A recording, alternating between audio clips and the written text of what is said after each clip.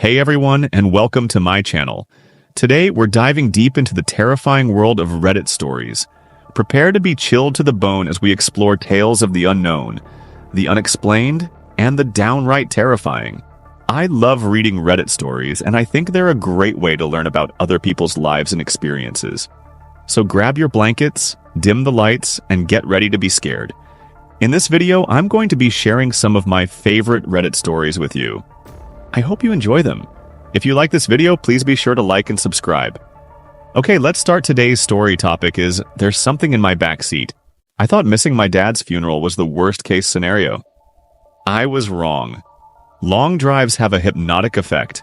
The passing broken white lines are like a swaying pocket watch from some shady hypnotist telling you to sleep. Not to mention, with the thoughts of your father's body mangled in a hospital bed flashing in and out of your mind, it's safe to say the 15-hour drive from Stony Rapids to Regina felt like years. On my first day driving, around 8 p.m., I had been on the road for 7 straight hours, only stopping once to pee and fill up on gas and snacks. I honestly was not in a good state to drive. Almost no sleep and intermittent periods of intense pain and anxiety that the flat Saskatchewan landscape turned into green oil paintings through my welling tears. It's safe to say that when I thought I heard a whisper over the radio, I immediately dismissed it as just me hearing things through my delirium. Just 30 kilometers from my hotel, I heard it again. This time, I could almost make out a single word. Fault. I quickly look around me. Going 110 miles per hour, I do my best to look behind me and all over the car without swerving into a ditch. Once again, I chalk it up to my exhausted mind, playing tricks on me while I was in the isolation of my car on a dead road near the middle of the night. But I decided to drive the rest of the way in without any radio, just in case. I heard it again just 2 kilometers outside the town of La Ronge, where I booked my hotel. It's not your fault. I heard in a whisper so quiet that even without the radio, I almost missed it. I immediately jerked my head to my back seat, and through the darkness, I swear, I saw something fall behind my back seat and into my trunk. I could not make out any sort of figure, but the worst part was the noise. The sound I heard when it jumped in the back was like the scurry of 1,000 rats, as if whatever this thing was had hundreds of legs on all sides of its body, moving in unison to stay out of my sight. I immediately pulled over and got out. The cold wind of the night shocked my system as I disrupted my warm hideaway provided by the car's heater. Call me crazy, call me a pussy, I don't care. I'm exhausted and mentally shot, so if I'm not just imagining things, I want absolutely nothing to do with whatever the hell that was. I'm only a couple of kilometers from my hotel. I'll just walk, go get some rest, and come back to my car when I have a clearer head in the morning. So I quickly grab all my valuables out of the front seats, lock the doors, write down the location of my car, and start walking. I get about half a kilometer down the road when I look back, and my car is at the same distance behind me as it was when I left. It's not like I am in the same spot I did move up the road, but it's like my car was tied to me with some imaginary string keeping it at the same distance. The engine was not on. I had the keys in my pocket and the doors were locked. It's strange what your mind remembers in moments of terror. I remember looking both ways down the road to confirm that I wasn't the only one seeing this. I was. This isn't my imagination playing tricks on me anymore. This isn't explainable. No one else is on the road at this time, and I am all alone with a possessed Chevy Equinox. I stood there for what might have been minutes, just looking at my vehicle, not moving, not starting, sitting there staring back at me, waiting to start walking like a dog, looking at its owner before going on a walk. Finally, I see headlights in the distance heading towards me. I'm snapped back into reality, and without conscious thought, I put my hands up to try to wave down the passing truck. Not surprisingly, a guy flailing his arms around at you on the highway at 1 a.m. isn't exactly a situation most people would feel hospitable in. He just drove by. That didn't overly shock me, but what made my bones tense in fear was what I saw in my car as he drove past. In my back seat, the headlights flashed the silhouette of a massive black mass of fleshy tendrils sloshing around like a puddle of sentient intestines. After about 10 seconds of paralyzing fear, bugs buzzed past my face with the light-passing truck still imprinting hot white dots in my eyes. I did the only thing my mind could think of. I ran. Never looking back, that thing could have my car. I didn't care anymore, so I ran and ran and ran until I finally got to the hotel. I ran past several other cars in the parking lot and over to the check-in desk on the far southern side of the parking lot with the hotel to the north, only illuminated by the 3 street lights above the parking lot and the spattered lights of occupied hotel rooms. The sight of the lights in the checkout office gave me a feeling of relief. Sailors must feel after seeing the shine of a lighthouse after clearing a severe storm. I ran up to the check-in office and burst through the front door, nearly giving the clerk at the front desk a heart attack. The clerk was a 20-something kid with long blonde hair, headphones in, and a Dead Kennedys t-shirt on. "You good, bro," he said, taking out one of his ear pads. "Check in for McNeil," I said with heavy breathing, slamming my ID on the desk. Okay," the clerk responded, looking around as if he wasn't sure I was just some hallucination from the drugs he was obviously on. "Room 4E, just up the stairs to the north and down the hall," he said, after an agonizing 20 seconds of looking at the computer before handing me the keys. I grab the keys, and as I turn around and walk out to the stairs outside, I look out at the parking lot and see a white Chevy sitting directly in the middle of it. There were a few other cars in the parking lot, but I only saw it from the side, so I wasn't certain it was mine. I was exhausted, and I could barely see straight. I had just run for 20 minutes straight, and I had experienced something I couldn't even explain with a clear mind. I had no plan, but for whatever reason, I began to walk towards the car to check the license plate and confirm it was mine. It was. I walked up towards the side of the vehicle, and as I made my way to the back, I saw the whole thing shift side to side, as if whatever this thing was staring at me, following me completely by rotating its entire body to face me. I could see its jet black, slimy tendrils illuminated by the streetlight further down the parking lot, slinking forever forward as if it had no end. Its disgusting form faces me like an unholy abomination that defies all logic, looking at me, destroying my concept of biology and reality just by existing. My mind became a blur. Everything that had happened to me over the last few days hit me all at once like a runaway train. I was overcome with emotions, and my knees buckled. I was now on my knees in the middle of the parking lot, that thing looking over me as if I was bowing to its command. Just then, I was startled out of my trance by the front desk clerk, suddenly appearing in front of me, giving me a look of concern with his headphones in his hand, though I could still hear the heavy metal instrumentals blaring through them. My existential crisis in the parking lot looked like something he should deal with from his desk window. "Hey man, do you need me to call someone for you?" he said sincerely. I looked up at him and somehow felt a moment of comfort. This kid seemed genuinely concerned for me. Maybe he'll understand. Maybe if I explain to him what is happening, we can figure a way out of this situation together. Just as I had this thought and opened my mouth to speak, I noticed the door to my trunk behind him open slightly. "Look out!" Before I could even finish the 2 words, the creature in my back seat had slipped one of its hellish details out of the back and slit the clerk's throat from ear to ear before slowly sinking back into the trunk of my car, using it as some protective shell. I'll never forget the face he made. The look of concern was replaced with shock and terror in the blink of an eye. Blood spurting out of his now open carotid artery with the rhythm of his slowly dying heartbeat. I just sat there on my knees, the brief second of hope I had, dying as quickly as he did. As the kid fell to the floor, blood pooling like a lake, I still sat there motionless. Some desperate part of me wanted this to be still a dream, or some fucked up hallucination brought on by grief-induced exhaustion. As much as I tried to wake up or confirm to myself this wasn't reality, the kid's lifeless body still lay in front of me, growing whiter and whiter with every passing second. Just as my reality was once again collapsing, my driver's side door opened. "They are gonna blame you for this, you know?" A high-pitched voice whispered in my ear as if right behind me. "No, they won't. You did this," "Not me!" I shouted back. As a result of my shouting, several of the hotel room occupants around me turned on their lights, some looking through the drapes at the commotion. "You think they'll believe you?" it responded, seemingly genuinely curious of my response. I didn't say anything. They wouldn't believe me. I looked around the parking lot. There were no cameras, several people watching now, and all the police would see was a man going through mental anguish and a kid with his throat slit in the middle of nowhere. "Just drive to the police station. I'll be in the back seat. You can show them firsthand that you're not crazy and you didn't do this," it whispered. I was now rocking back and forth in complete hysteria.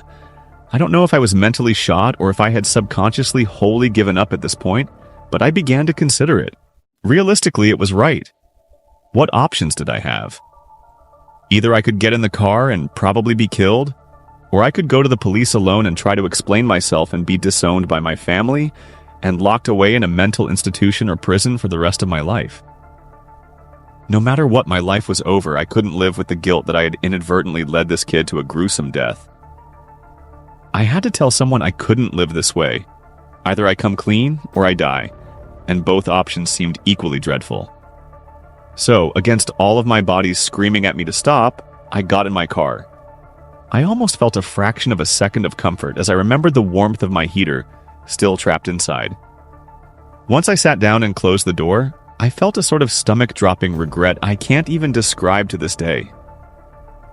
"It's not your fault," it whispered. "I know it's not. You killed him. You killed me," I responded in a low, aggressive, but broken tone. "Let's go talk to the police and let's figure this whole mess out," it said after some silence. I pulled out of the parking lot and headed to the police station, which was a short 5-minute drive away on the other side of the town. "You're special, you know. He gave me you. Of all the people he could have chosen, he chose you," it said just a minute into the longest drive of my life. I didn't want to respond. Whatever the hell was happening was beyond my understanding, but eventually I realized that if I was going down, I might as well know why. "Who?" I responded. "Your father," it whispered. I slammed on the brakes and looked in the rearview mirror. Just at that moment, it occurred to me how large this thing was. I tensed in fear like a child about to be scolded by their parents. Even in its tense state, it still took up the entirety of the back of my car. I couldn't see a sliver of my rearview window. Just the sight of it made my stomach turn in with dread. "Don't you ever talk about my father? He would never let you do this to me, you son of a bitch!" I screamed through my tears, which seemingly had no end. "Oh, I'm sorry. Your father did want to protect you. On his deathbed after the accident, he prayed for your protection. I just think he didn't realize who he was praying to," it responded. I slumped in my chair. What was left of my sanity was gone. I looked out my driver's side window and into the inky black void that was my surroundings. The only light was coming from my headlights and the street light a kilometer down the road. Without another word, I shifted the car back into gear and started driving again. "I think you'll learn to appreciate me after a while. It was your dad's wish for me to look over you after all." It continued, whispering and whispering, never shutting the fuck up until I would completely collapse and fall apart at the seams. I turned onto the road the police station was on. It was a long road with a dense forest on my right and thick spruce trees all along the road. Nearing the end of the road, close to the station, I noticed an extremely thick tree. If this thing was right and I was destined to be watched over by this thing from some sick bastardization of my father's final wishes, then I wasn't giving it the satisfaction of having me for long. My foot slowly pushes the gas pedal, and as my car accelerates, I unbuckle my seatbelt. I wanted to pray for my family in these brief seconds, but I didn't know what I could be listening to, so I let the trees rush past as I reached 120 kilometers per hour. As I was just 300 or so feet away from my fate, it spoke one last time. "It's not your fault." Well, folks, I hope this story gave you a healthy dose of chills. Remember, the internet is a vast and sometimes unsettling place. Stay safe out there, and don't forget to like and subscribe for more terrifying tales. And if you have any spine-tingling Reddit stories you want to share, leave them in the comments below. See you in the next one. Hey, what's up, guys? Get ready to shiver. We're diving deep into the darkest corners of Reddit for some truly terrifying tales. From spine-chilling encounters to unsettling urban legends, these stories will keep you up at night. So grab your blankets and dim the lights, if you dare. Let's go to our story. Today's topic is, I discovered something terrifying in my childhood home. 4 months ago, my mother died peacefully in her sleep at the age of 68.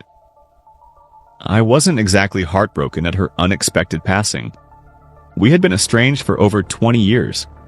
I hadn't even seen her since I had left home for the last time, bound for college. No phone calls either, just an occasional Christmas card with a brief, impersonal message passed back and forth. My mother had never been a very warm or nurturing presence as I was growing up. Looking back, I think it probably had something to do with her difficult childhood as a second-generation Irish immigrant in a large working-class family. There was also her older brother, who had committed suicide when she was only 10. We had never gotten along and had clashed often, especially after I entered adolescence, probably because of our vastly different personalities. Whereas I had been a cocky, irreverent, laid-back teen, she had been hard-working, stern, cold, and often harsh. After graduating college in 2006, the first in my family to finish high school, let alone earn a degree, I moved to the city to pursue a career. I had never gone back to visit her, not once. As I was her only close living relative, my father died when I was still very young, and I had been an only child. I inherited my mother's home after she died. It was the same house I had grown up in and had also been her childhood home. She and my father had bought it from her parents after marriage. I wasn't thrilled about owning the house. I had too many bad memories of it. Also, it was an ugly old place, as it always had been. Dilapidated 2-story clapboard, well over 100 years old, in a low-income neighborhood of similar decrepit houses. It had probably been a nice place to live at one time. The area where it stood had initially been one of the more upscale parts of the town where I grew up, but that had been before the Great Depression. The area had gone into an economic decline long before I was born, even before my parents were born. I had no interest in keeping the property and intended to sell it. But before I did, I decided to make the long overdue trip back home and take one last look at where I had grown up. Not so much out of a sense of nostalgia or familial obligation. I was just curious to see how my mother had spent the last years of her life. Also, I wanted to check the house and see if there was anything I wanted to take with me before it went on the market. My job keeps me pretty busy, so it wasn't until last month, 3 months after her funeral, that I finally found the time to break away and take a few days off.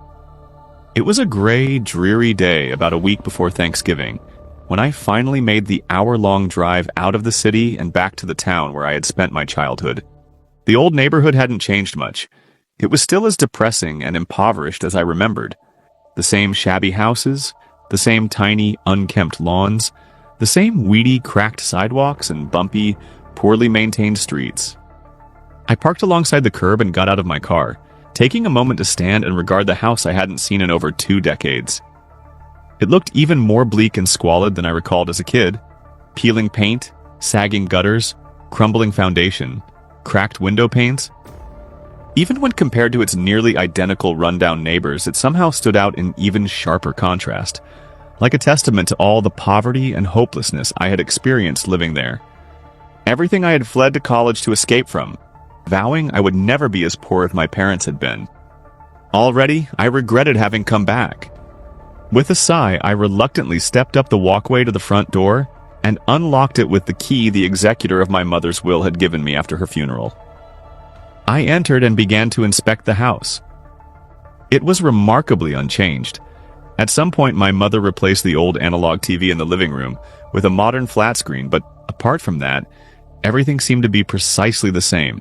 Same threadbare furniture, same tacky knickknacks, same faded wallpaper. I walked down the narrow hallway upstairs, pausing at my mother's doorway. Dull sunlight filtered in through the shabby curtains, illuminating the gloomy bedroom. I stared at the bare, sagging mattress on the bed where she had died. Her medication still cluttered the bedside table. I stood there for a few minutes, lost in thought, then moved on. I went to my old bedroom next. At some point after I'd moved out, my mother turned it into a storage room. My bed and dresser were gone. So were the posters that had once decorated my walls. The shelves that had held my high school sports trophies, I wondered briefly if she'd thrown them out or had put them in the attic, now contained spare towels and extra toiletries. The air was musty. I went to the undressed, dusty window and peered at the drab, late autumn afternoon. The house was silent apart from my breathing. My mother had died alone in this dismal house, the home she, unlike me, had never been able to escape from. The very air felt freighted with bad memories. Nothing good had ever happened here. "I finally came home, Mom," I whispered, my voice choking on the final word. I felt the sting of tears in my eyes. Even though I still didn't mourn her as I probably should have, I did feel an overwhelming sense of sorrow and regret that we had never reconciled while there had still been time, or had been closer during her last few years. There was nothing here I wanted to keep. I left my former bedroom and went downstairs. I don't know what motivated me to go down into the basement. There was nothing down there that would have interested me. I could just as easily have left the house and gone home. Maybe it was just a desire to be thorough. I had already checked out the rest of the house, and I knew I would never return once I left. The basement door was in the kitchen, between the refrigerator and the pantry. I opened it, flipped on the light, and descended the creaking wooden steps to the bottom. The basement was located directly beneath the kitchen. It was a small, dank, low-ceilinged room, hardly more significant than a walk-in closet. A single bare light bulb dimly illuminates rough stone walls and a concrete floor. It was mainly barren except for the washer and dryer, a shelf full of cleaning supplies and some old tools cluttering one corner. I looked around with passing curiosity. I couldn't help but crack a small smile when I turned to the rear wall. Still there. For as long as I could remember, the basement's back wall had been dominated by a vast canvas mural depicting the black silhouettes of jitterbugging 1950s teenagers dancing against a white background. I had no idea why my grandparents, presumably since they had owned the house before my parents, had put it there, maybe as a weak attempt to add a little cheer to such a dingy space. Whatever the reason, it was still there after all these years, although now it was badly faded, the canvas dirty and mildewed and tattered with age. Still smiling, I started to turn away to leave the basement and the house. But at the last second, something caught my eye. I approached and crouched down for a closer look, puzzled. The bottom of the old mural had pulled away from the wall and curled up a few inches over the years, probably due to the dampness of the basement. And what was revealed wasn't bare stone, but wood. Intrigued, I grasped the frayed edge of the mural and pulled it up more, the rotted canvas ripping a little, exposing more wood. For a second, I didn't understand what I was seeing. Then it hit me, and I was stunned. It was a door, a secret door behind the old tasteless mural for God only knew how many years. A dozen questions rushed through my mind upon this discovery, chiefly among them, who had hidden this door? Why was it hidden? And most importantly, what was on the other side of it? In a sudden burst of excitement, I unthinkingly seized the mural and pulled it with all my strength, tearing it entirely away from the rear wall of the basement and fully exposing the concealed door. I stood there transfixed in shock, staring. The door looked ancient. Somehow it appeared even older than the house itself. It was rounded at the top, constructed of thick, heavy slabs of wood, bound together with iron bands. There was no knob, just a large iron pull ring. It looked like a door you'd see in a medieval castle. An old, but still relatively modern-looking, padlock was fastened to a hasp that secured it to the wall. But what surprised me most of all wasn't so much the door itself, but the large manila envelope that had been stapled to it. And carefully printed in faded letters on the envelope was my name. And a message in big block letters, "For the love of God, never open this door." I pulled the manila envelope loose and examined it closely. It didn't look like it had been left there any time recently. It seemed to have been there for a long time, years, maybe even decades. perhaps since I had been a very young child. I recognized the handwriting as my mother's.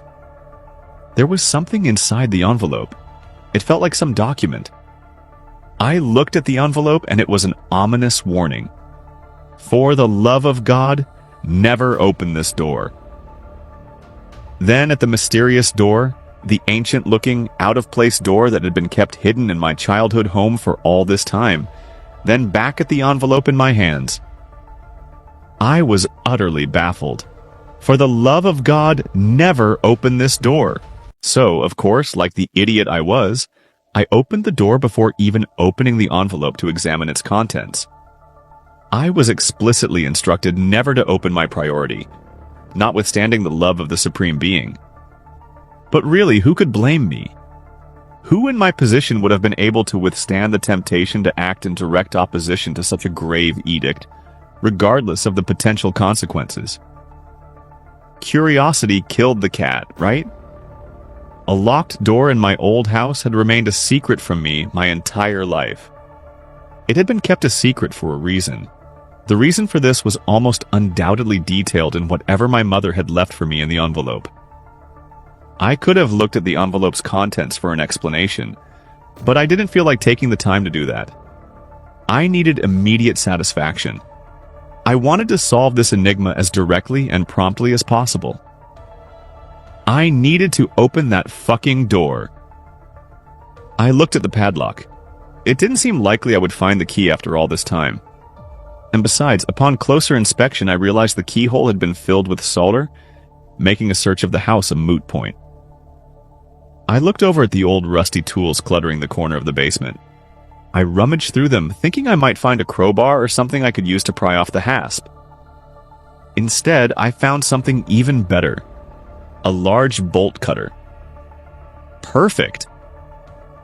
I opened the bolt cutters and fastened the blades to the padlock's shackle. With a bit of effort, I was able to snap the padlock. I tossed it aside and grasped the iron pull ring. I had no idea what I expected to find on the other side of the door. A wild menagerie of possibilities flashed through my imagination. Everything from hidden valuables to dead bodies. I had to quell my excitement by reminding myself that this was probably how Geraldo Rivera had felt before opening Al Capone's hidden vault. I hesitated momentarily, bracing myself for whatever discovery I was about to make, then pulled hard.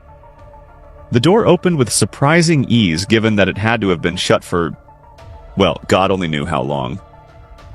The hinges moved smoothly and soundlessly. I pulled it all the way open and stared through the doorway at nothing. Nothing but blackness. Utter blackness. I took out my phone, turned on its flashlight, and aimed it into the darkness, but it illuminated nothing. Shit! I rushed back upstairs because the phone's light wasn't powerful enough.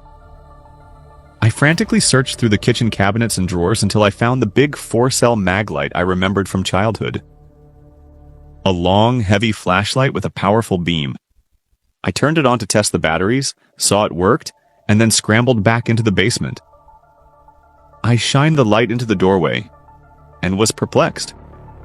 The flashlight's beam revealed nothing in the dark space beyond the threshold. It didn't cast a spotlight circle of brightness upon the rear wall of the secret room, or disclose anything the room might have contained.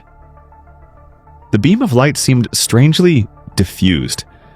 The beam didn't seem to penetrate the illimitable blackness so much as be absorbed by it. It was like aiming a flashlight at the night sky, as if there was nothing solid for the shaft of light to fix upon. I couldn't make sense of it. What I was seeing was impossible. Standing there contemplating that Stygian abyss, I thought I was looking upon some vast, lightless space of unknown enormous proportion. This space defies the physical dimensions of my mother's house illogically. I felt a sudden flood of overwhelming, existential dread and horror, something close to madness. I felt as if I was peering through a doorway into the godless black void of non-existence that must stand beyond the furthest reaches of the universe. A place where nothing was or ever had been or would be. It was like looking into the mouth of hell. Robert. I didn't even register the voice for a few seconds, thinking perhaps I had only imagined it. But then it spoke my name again. Robert. It was my mother's voice. I recognized it even though I hadn't heard it in over 20 years. My dead mother's voice, whispering my name from the black gulf beyond the doorway. I was galvanized with sudden primal terror, so intense that coherent thought became almost impossible. I began to tremble. I couldn't even breathe. The voice spoke again, faintly, as if speaking from a great distance, but unmistakably my late mother's. And the urgent pleading in it was also unmistakable. Please, Robert, help me. This isn't real. Some part of my mind spoke up, trying to maintain its sanity and make logical sense of what was happening. It cannot be accurate. You're dreaming. Please, Robert, help me, the disembodied voice beseeched, imploring desperately. Help me, it's so cold and dark here. The voice tried to coax me through the doorway into the unknown blackness. And with sudden chilling certainty, I understood it was not my mother speaking to me, attempting to lure me to it. Please, Robert. My paralysis snapped. I reached suddenly, compulsively for the door and slammed it shut, blocking out that awful, unnatural darkness. Immediately the voice fell silent. Gasping with a sudden rush of panicked adrenaline, I closed the hasp. My eyes darted around the basement. The padlock was ruined, but I found a screwdriver amidst the old tools and inserted it into the hasp, securing the door. Then I ran upstairs, pausing only long enough to grab the still unopened envelope my mother had addressed. I fled the house, leaped into my car, and drove away. And I haven't returned since. About an hour later, I was almost back to normal when I got home. I spent most of the return journey in shock, driving my car on autopilot and barely aware of my surroundings until I was only a few miles away from my apartment. Then I had to pull into a gas station as a crippling panic attack struck me. I opened my door and thrust my head out just in time to avoid vomiting into my car. Then I just leaned back with my hands over my face, weeping and gasping, for 10 minutes until I had myself more or less back under control. I entered my apartment, shut the door, then sat down on my couch and examined the manila envelope I had found on the hidden basement door. Robert, for the love of God, never open this door. I opened it. It contained a sheaf of musty-smelling handwritten pages. I began to read, and as I read, I began to understand why my mother had kept that door a secret from me all these years, and why she had left me a warning for when I would inevitably discover it. The first page was dated the year I was born. My mother had written this and left it for me nearly 40 years before when I was still an infant. She must have been terrified something might happen to her, or that she wouldn't be present to warn me if I stumbled upon the door while I was still a child. I read and began to feel that familiar cold dread creeping into my body, just as it had when I first opened the door. My mother was born the year after her parents immigrated to the U.S. from Ireland. They had bought the old house when she was 5, having saved up for it for several years, working their grueling menial jobs as factory workers. Even then, the house had been run down, but it had been cheap and was all they could afford. They were still grateful to own a home where they could raise their family instead of the cramped slum apartment they had all been sharing. 3 years passed uneventfully in the house. The terror began when my mother was 8. She and her 10-year-old brother were the youngest of 5 children, and the older 3 were already adults who had joined their parents in the workforce. As a result, when they weren't in school, they were often alone in the house until the rest of the family got home in the evening. This probably sounds like child neglect to you, but bear in mind, this was the early 1960s and times were different then. It was her brother who found the door in the basement.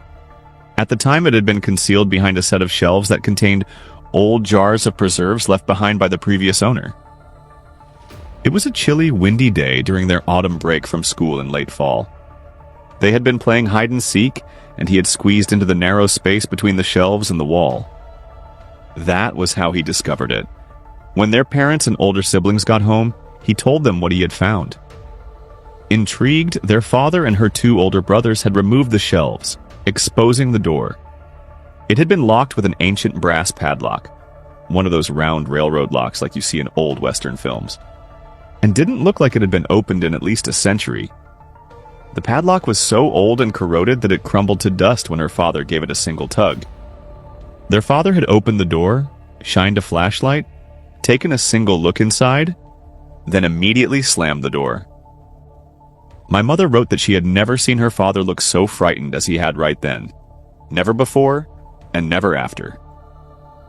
He had sternly told his 5 children never to open that door or ever go near it again. He had refused to answer any questions and had sent them all to bed. That night, my mother heard her parents talking urgently in their bedroom. She had pressed her ear to the wall and listened. She couldn't make out everything they were saying, but she did hear her father say something to her mother about his sister laughing in the dark and buying a new lock at the hardware store tomorrow. She said their voices were low and heated, but it didn't sound like they were fighting. It sounded like they were just scared. My mother was troubled by what her father had said about hearing his sister laughing. Her father had only had one sister who would have been my mother's aunt, but she had died when he was still a child living in Ireland. My mother had been frightened, but her brother had been intrigued. He had wanted to know what his father could have seen or heard on the other side of that door that would have upset him so much. His curiosity overrode any trepidation he may have had. Later that night, after the rest of the family was asleep, he disobeyed his father's order. He had gotten up, gone down to the basement, and opened the door. The following day, my mother awakened to the sound of my grandmother screaming her husband's name in a panic. Her voice had been coming from the basement. The family had hurried down to the basement. My mother had observed her mother standing over my uncle, huddled in the corner, shuddering spasmodically. My mother wrote that she never forgot what she saw. She said it haunted her for the rest of her life. Her brother's face was contorted in a grimace of pure, incomprehensible terror, his eyes bulging from their sockets, his teeth bared like a snarling dog's. His hair had turned completely white. His bulging, unblinking eyes were fixed in a direct line of sight with the secret basement door, which stood wide open on a rectangle of total blackness. He was alive, but was in a state of full catatonia, unable to speak or move or react to any stimuli. My grandparents had called an ambulance, and my uncle was rushed to the hospital. My father immediately bought a new padlock and sealed the basement door. My uncle was put in a mental institution. The doctors thought he would never recover, but miraculously, against all expectations, he eventually did, although it was over a year before he was functional enough to return home. He was never entirely the same after that. He was withdrawn, quiet, and morose, prone to emotional outbursts and panic attacks. He had trouble sleeping and often experienced nightmares and night terrors when he did sleep. He refused to answer any questions about what had happened to him that night, and would scream in fits of hysteria if prodded. He refused to set foot in the basement, or even go near the door in the kitchen that led down there.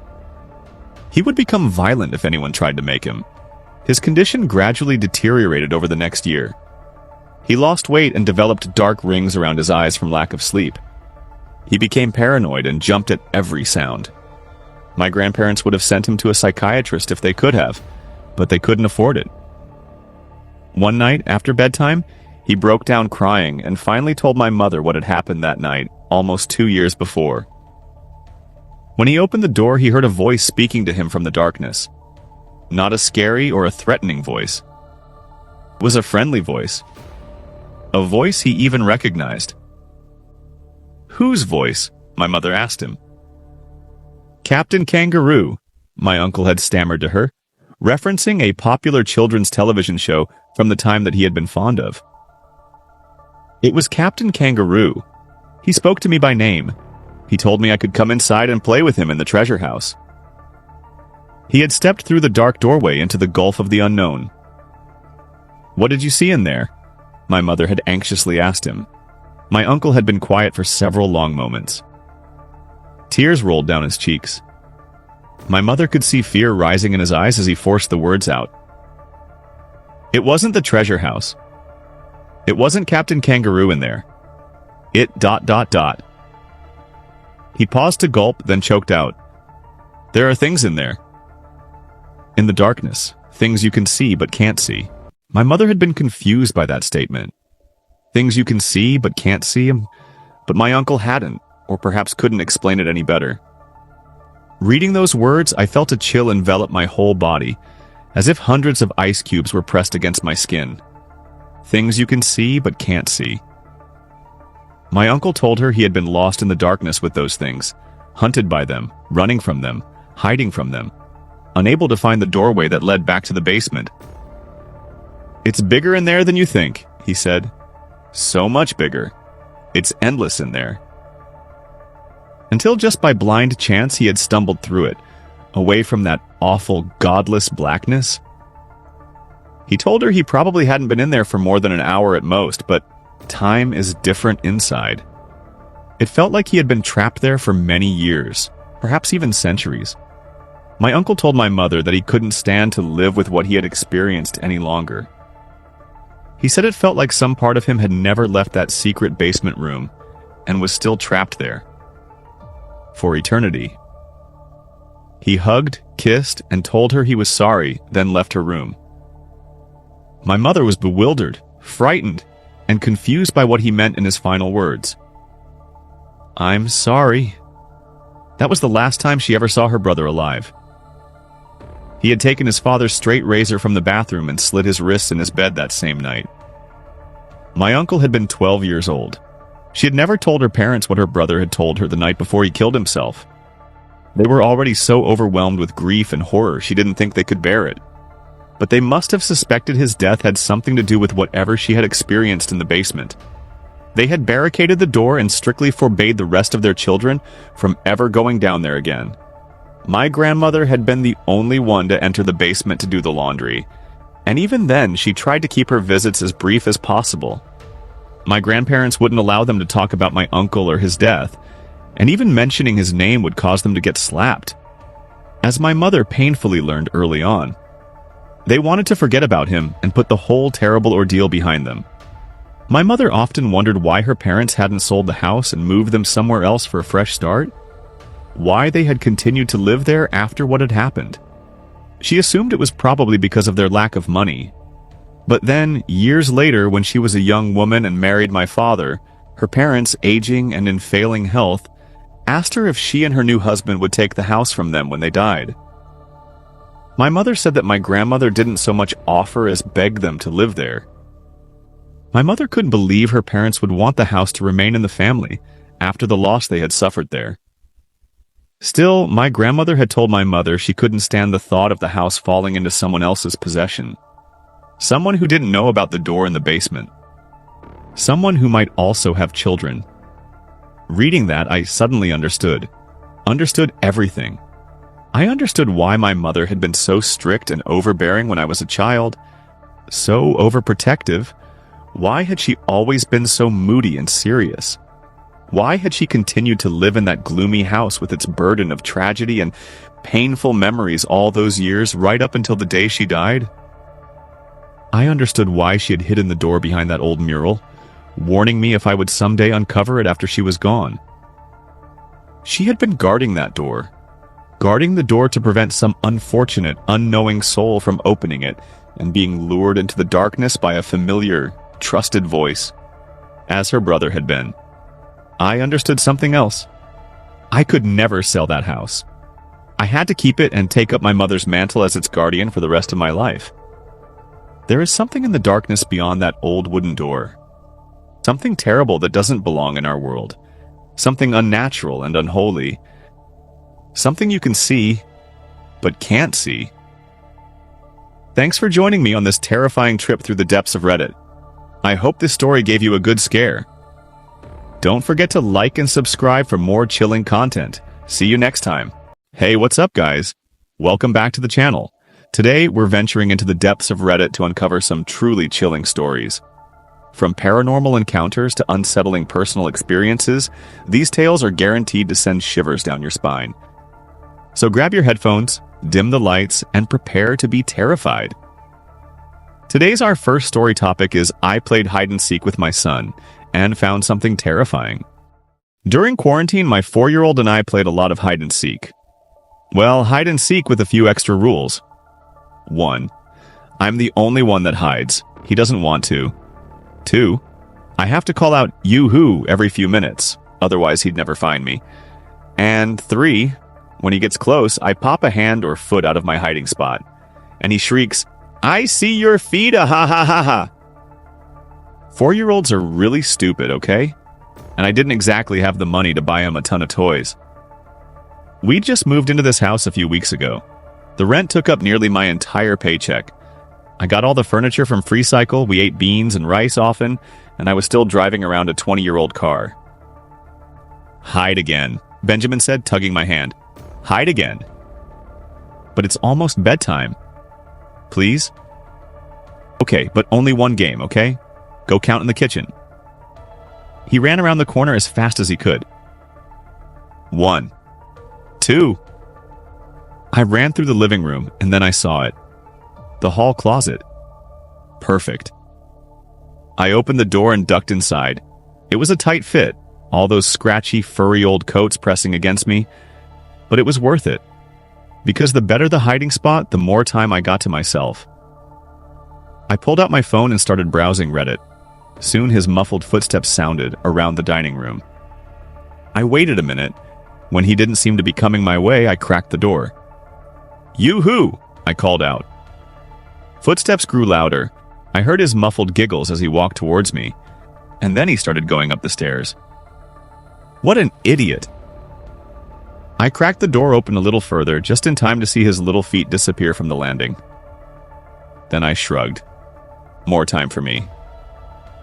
I sat back down in the closet and pulled out the phone. "Mommy," I heard him giggle from upstairs. "Mommy, where are you?" I smiled. I wonder if a mom invented hide-and-seek. It's quite brilliant. You get a few precious minutes away from your child, and they're not even supposed to make much noise. But you're entertaining them at the same time. Absolutely Yoo-hoo! I stopped. Every muscle in my body froze. But I heard it, clear as day. A soft, clear voice calling from upstairs. But Benjamin and I were home alone.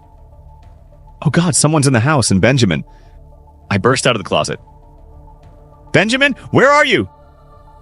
I heard Benjamin's footsteps running above me, his giggles trailing down to me. I couldn't move, couldn't breathe. "Benjamin!" I finally screamed. More giggles, and then Benjamin's voice. "I see your feet!" I catapulted up the steps, screaming for him. I burst into his bedroom, but he wasn't there. Just his empty rocket bed, comforter rumpled, embroidered stars staring back at me. I ran back into the hallway, spinning around. "Benjamin?" But I didn't hear any footsteps, any giggling. The house was dead silent now, and I could hear a pin drop. I ran into the guest bedroom. It was empty. I ran over to the closet, threw it open, looked up and down. Nothing. Stumbling back out in the hallway, I crossed back towards my bedroom. The only bedroom left. I ran inside and flicked on the light. Empty. The pile of dirty laundry on the chair, untouched. The wardrobe, hanging open, my clothes inside. The pillows piled up on each other in a heap. Heart dropping, I ran around the other side of the bed. Also empty. I crouched to look under the bed. Empty. "Mommy? Mommy?" Relief flooded me as I heard that voice. The door to the bathroom opened a crack, and one blue eye peered out at me, wide with fear. I ran over and grabbed him, hugged him, and then I hoisted him up and started out of the bathroom. His eyes were still wide with fear, and they weren't focused on my face, but the spot just over my shoulder. I whipped around. It took me a moment to see it, but then I did. I stared at the wardrobe, frozen, my heart pounding in my ears. In the shadows poking out from underneath the hems of my dresses and coats were 2 feet. In moments like this, the brain doesn't really think. It's too slow. Instinct reigns. The smartest thing would have been to lock ourselves in the bathroom and climb out the window. But instead, I just ran for the hallway, as fast as I could. As I ran down the stairs, I heard the weighted footsteps, slow and methodical, resonating through the house. I could still hear them pounding into my brain as I ran to the neighbor and screamed for help. The police came. They searched the house. They didn't find anything, no signs of forced entry either. So they promised me they'd patrol my street for the next few days, but that was really all they could do. I decided to stay at a friend's house for a few weeks until I felt safe again, but every time I closed my eyes, I could see them. Those 2 feet that looked so off somehow. Swollen, as if waterlogged. A bit too grayish in tone to belong to any normal person. Toenails blackened and split. And I think back to that wardrobe. How I'd gotten it for free. How the owner told me his mother had just died, and he was just trying to get rid of all her stuff as quickly as possible. And I wondered, how exactly did she die? Now let's move on to our second story. Our topic is the James Webb Telescope discovered something terrifying in deep space. I work for NASA as an astronomer, and there are certain things we keep hidden from the public. No, the Earth isn't flat, and aliens don't control the government. Fuck, I wish those were the case, as the truth is much, much worse. In 1993, the Hubble Space Telescope saw a star disappear. It didn't go supernova or die naturally, it simply went dark, over the span of a few minutes. This star was already too faint to see with the naked eye, and ground-based telescopes had trouble picking it out from among the surrounding stars, so the event wasn't widely known to the public. At the time, we thought the most likely explanation was that a cloud of interstellar dust had drifted between Earth and the star, occluding it from view. It was noted and mostly forgotten about. In 2007, 2 more stars vanished. Due to the circumstances of this event, this was much more concerning. The 2 stars in question were part of a binary system, orbiting each other at a fairly close distance. If a cloud of interstellar dust was the culprit again, they would have both seemed to disappear simultaneously, or very close to it. Instead, both stars faded individually over a period of minutes, separated by a span of about 8 hours. This binary system was also about 15 light-years closer to Earth than the star that had previously disappeared in 1993. After carefully reviewing millions of Hubble images, 2 more stars were identified which had gone out in the years 1995 and 2002. These were all in the same stellar neighborhood, only a handful of light-years from each other. The only conclusion we could draw was that some unknown influence, traveling close to the speed of light, was shrouding or destroying these stars. Unfortunately, the Hubble wasn't sensitive enough to tell us any more than that. The James Webb Space Telescope first came online a few months ago. Although official channels will tell you that it's still undergoing testing, we have been actively collecting data since early February.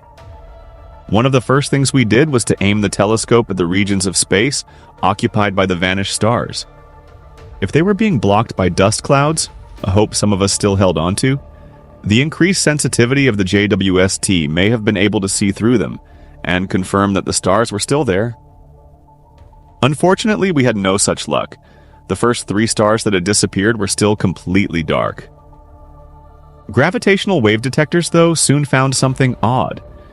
In all cases, not only were the stellar masses still present, but the amount of mass had actually increased. More sensitive observations had also detected a type of string, or web, stretching through space connecting these now invisible stars. When we trained the telescope on the binary system that had vanished in 2007, which was the nearest point at which this phenomenon had so far been observed, there was finally enough ambient EM spectrum radiation left to try a mass spectrometer reading.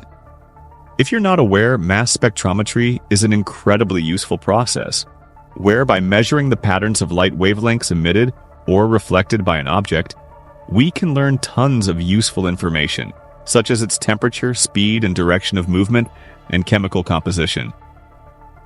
The readings we got from the binary stars didn't make any sense, though. First of all, they were cold, almost as cold as the surrounding interstellar medium. Whatever had happened to these stars had snuffed them out completely, or somehow prevented their light from escaping. What was truly puzzling, however, were the emission lines returned by the mass spectrometer. Several familiar elements such as hydrogen, carbon, nitrogen, oxygen, and magnesium were identified, but these were few and far between. Most of the readings didn't correspond to any known chemical elements, and even seemed to defy what we knew about the physics of light, matter, and chemistry.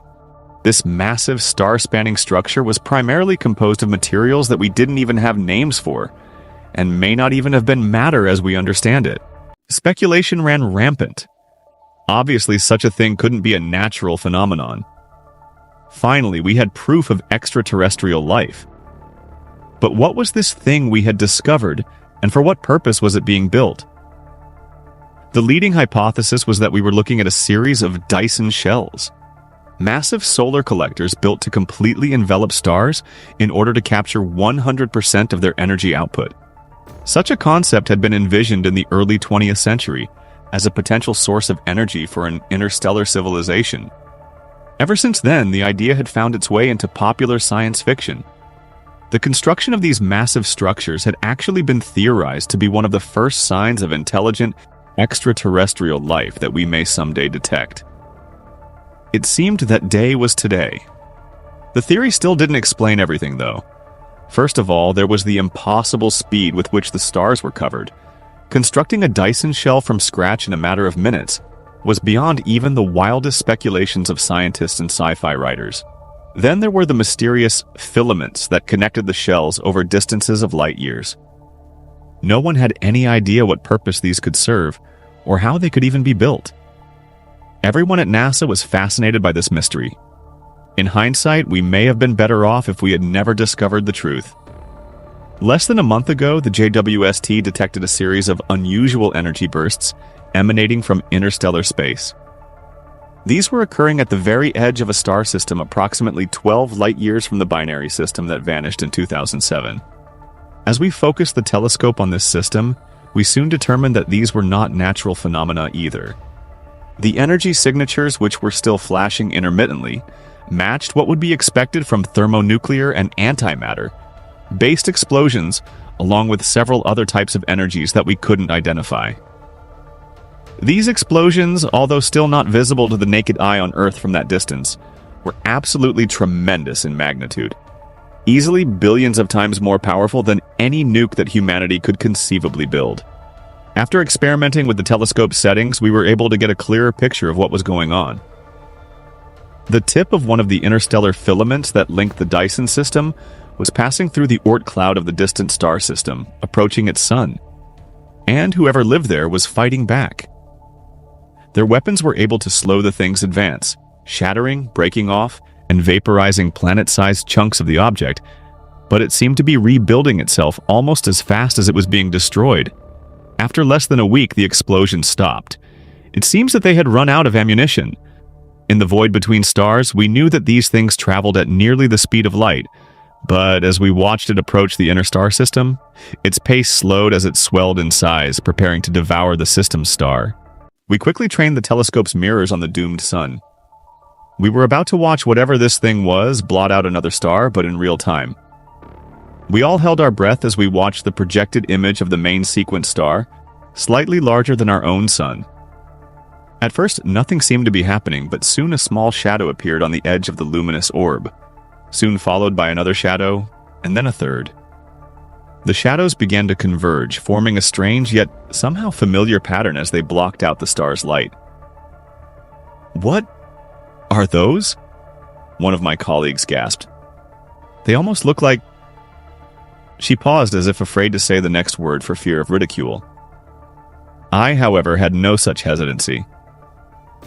"Leaves," I said, my voice monotone. The situation was far too incredible to express any emotional reaction, even that of pure shock. "They look like leaves." We watched as, over a period of minutes, a web of shadowy outlines matching the familiar shapes of oblong leaves and thin vines proceeded to blot out the remaining light from the distant star. By that point, everyone in the room had realized the truth. The phenomenon we had been tracking for so many years wasn't some hyper-advanced alien megastructure. Hydrogen, carbon, nitrogen, oxygen, and magnesium, some of the few familiar elements we had detected, they were all components of chlorophyll. It was a plant. An enormous plant that spanned across light years. And much like terrestrial plants, it sought out light to fuel itself. The filaments connecting the stars across interstellar space were stems branches. It would grow in the direction of the nearest stars it sensed, completely enveloping them and then moving on. Any life inhabiting planets orbiting those stars would be left to freeze to death.